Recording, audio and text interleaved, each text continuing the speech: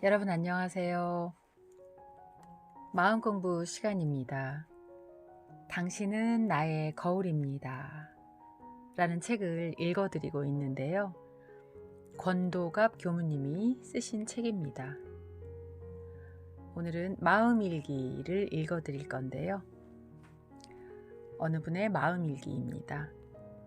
부모님, 당신은 나입니다. 가난에 찌들고 보잘것없는 반쪽짜리 부모 밑에 서 있는 저를 봅니다. 어린 나의 기억 속 아버지는 술에 취해 길거리를 방황하다가 길거리나 집에서 구겨진 몸으로 누워 있습니다. 술 사러 가고 돈 빌리러 다니는 나와 동생. 차비가 없어 몇 시간씩 걸어서 학교를 오가던 나를 봅니다. 무기력하고 비참합니다. 나의 어린 눈은 무책임하고 무능력한 부모, 초라하기 짝이 없는 가난한 부모를 봅니다. 늘 사람들에게 굽신거리고 쩔쩔매는 아버지의 모습을 보는 게 죽기보다 싫었습니다. 어머니는 온데간데 없이 바람처럼 사라진 지 오랜 기억 속에 그리운 어머니입니다. 그로 인해 나에게는 어머니가 독하고 매정한 사람으로 기억되어 있습니다. 아프다고 하소연할 이 하나 없고 아프다는 표현도 할 줄 모르는 내가 있었습니다. 원망의 눈물로 나를 지키며 화로 살았습니다.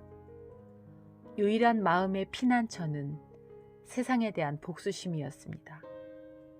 동네 어른들의 수군거림에 나는 늘 고개를 숙이고 착한 척 무장했고 집에서는 식구들에게 사나운 들짐승이었습니다.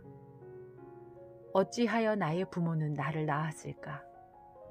어찌하여 나의 부모는 무지하고 가난하며 무능하기 짝이 없을까? 자식을 낳아놓고 책임지지 못하는 부모를 진저리 치게 싫어했고 넌덜머리 나게 미워하고 원망했습니다. 이런 고생시키려고 낳았냐고, 차라리 죽어버렸으면 좋겠다고, 부모님이 못마땅할 때마다 나 좀 죽여달라고 소리쳤습니다. 그러나 죽도록 맞곤 했습니다. 아버지가 죽고 싶은 심정으로 살고 계시다는 걸 알지 못할 때입니다.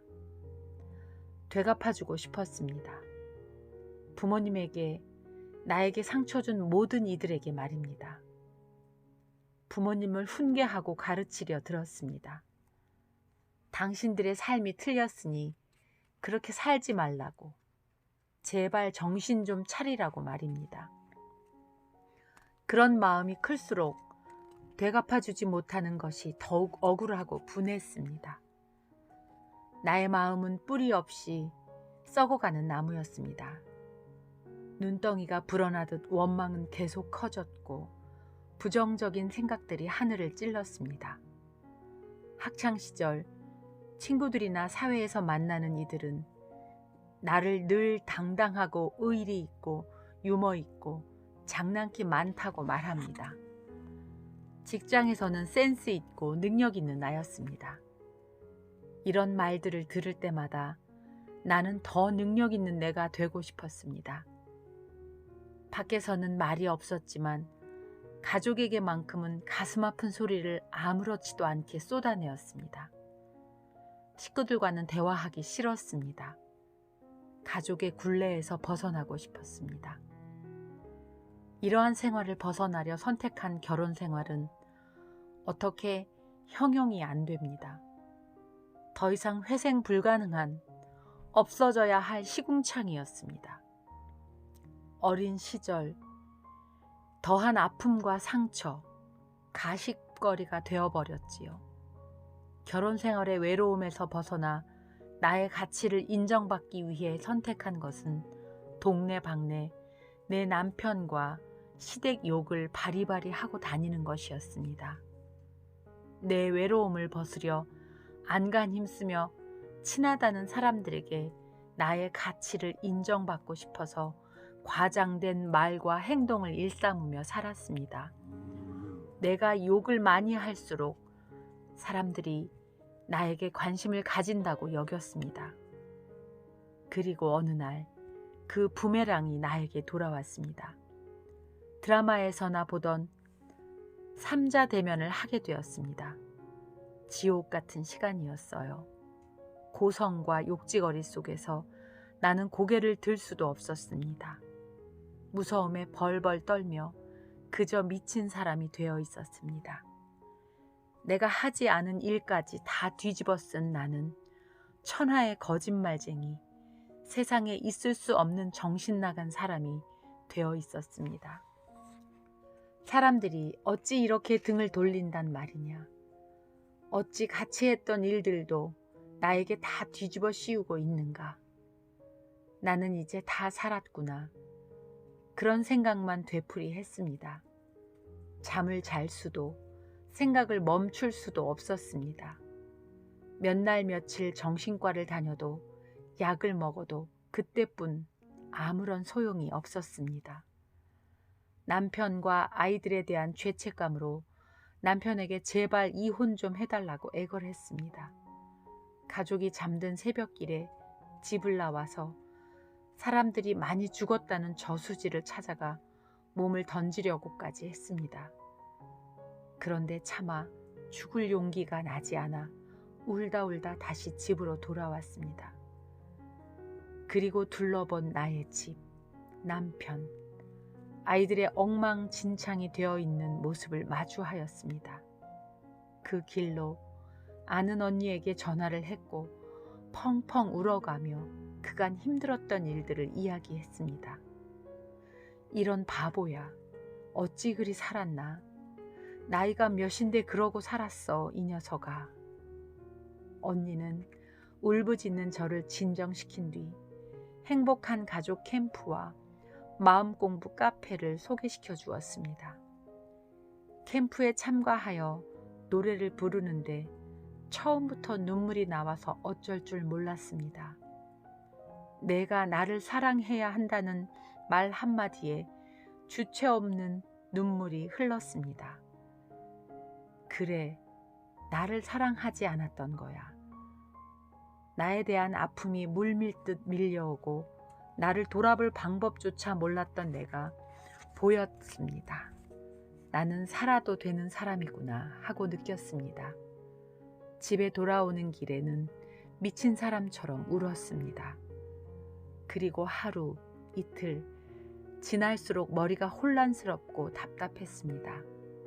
마음 일기를 꼭 써야 한다는 말에 일기를 쓰기 시작했습니다. 처음에는 일기가 무엇을 의미하는지 알지 못했습니다. 카페에 있는 일기 형식을 읽고 또 읽었습니다. 혼자 큰 소리로 선언도 해가면서 일기 하나를 한두 시간씩 써내려갔습니다. 카페에 글을 올리면서 가슴이 요동치기 시작했습니다. 어린 시절 나를 비참하고 비통하고 억울하게 만든 부모의 모습을 내가 책임지고 심지어 신앙으로 모셔야 한다니 숨이 막혀왔습니다. 그러다가 나의 모습들이 하나씩 보이기 시작했습니다. 이럴 수가. 내가 나를 이렇게 아프게 하다니. 어느 날은 눈물이 범벅이 되어 일하는 도중에 나와 3시간을 차에서 울기도 했습니다. 내가 나를 이렇게 아프게 했다는 사실에 그저 나에게 미안하고 한 번도 인정해주지 못한 어린 나의 모습과 마주할 때는 아픈 가슴을 부여잡고 한없이 울었습니다. 내가 선택한 부모의 모습에서 내가 만들어 놓은 관념과 허상을 보았습니다. 늘 그 자리에 있는 부모님께 죄송한 마음이 쓰나미처럼 밀려왔습니다. 너무나 아팠습니다. 부모님께 용서를 빌었습니다. 아버지의 무능력함은 나를 볼 줄 모르는 무능력함이었고 아버지의 아픔을 느끼지 못하는 나의 무능력함이었습니다. 아버지의 무책임함은 나의 무책임함이었습니다. 어머니의 위선은 나의 마음을 외면한 나의 위선이었습니다. 어머니의 도피는 나를 보려 하지 않고 아픔을 느끼지 않으려 했던 나의 도피였습니다. 독한 어머니의 모습은 나에게 철저하게 지독하고 냉정한 바로 제 모습이었습니다. 나만 잘났다며 고개를 쳐들고 부모를 가르쳤고 차마 입에 담지 못할 폭언으로 부모의 가슴을 돌로 치고 매질했습니다. 일기를 통해 나의 허상과 관념으로 부모님을 매도하고 내가 나를 버렸음을 알았습니다. 나에 대한 미안함, 부모님에 대한 죄송함이 이루 말할 수 없었습니다. 일기를 쓰며 눈물로 부모님께 용서를 빌었습니다. 저 자신에게도 미안하다고 말했습니다. 미안하다, 미안하다. 얼마나 아팠니? 얼마나 외로웠니? 미안하구나. 그리고 내가 나를 꼭 안아주었습니다. 괜찮아, 장하다, 참으로 잘 살아주었다. 그렇게 간절하게 듣고 싶었던 말들을 나에게 하고 있었습니다. 이것이 내가 나를 살리는 길임을 알았습니다. 사랑하는 나의 아버지, 어머니, 그리 할 수밖에 없었음을 압니다. 부모님의 아픔을 함께하지 못함을 깊이 참회합니다. 저보다 더한 아픔 속에 죄책감에 관을 쓰고 자식에게 말 한마디 제대로 못하시는 부모님의 모습에 요동치는 죄송함으로 참회합니다. 왜 버렸어 나를? 이 말이 어머니의 몸 구석구석의 가시가 되어 당신을 찌른다는 걸 몰랐습니다. 어머니, 용서하세요. 그리고 미안해하지 말아요.